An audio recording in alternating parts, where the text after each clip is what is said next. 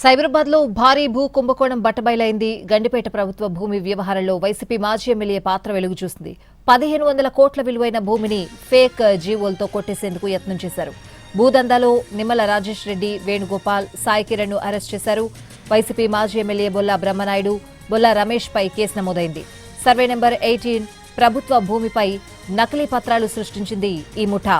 5 నకిలీ జీవోలను సృష్టించి ల్యాండ్ను కొట్టేసేందుకు ప్లాన్ వేసింది. ఎకరా 3.5 కోట్లకు అమ్మకానికి పెట్టింది ముఠా. మాజీ ఎమ్మెల్యే బొల్లా బ్రహ్మనాయుడు నుంచి డబ్బులు నిమ్మల కుటుంబానికి బదిలీ అయింది.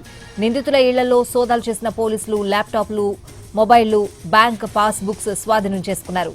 పరారీలో ఉన్న మాజీ వైసీపీ ఎమ్మెల్యేల కోసం పోలీసులు గాలిస్తున్నారు. ఫేక్ జీవోలపై అప్రమత్తంగా ఉండాలని డీసీపీ హెచ్చరించారు. భూమి కొనే ముందు రెవెన్యూ రికార్డులు చెక్ చేసుకోవాలని సూచించారు.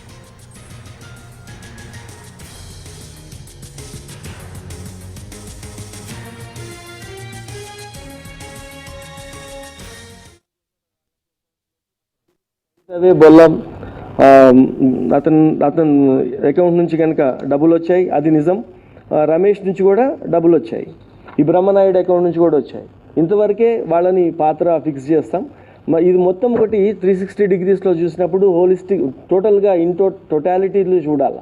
ఇది creation, circulation and agreement, money transaction ఇదంతా కూడా. కాబట్టి అందరూ దీంట్లో కాన్స్పిరసీలో భాగస్వాములే ఉంటారు. ఇప్పుడు ఇది అది కనీసం అంటే ఒక 1000 కోట్ల ప్రాపర్టీ ఉంటుంది.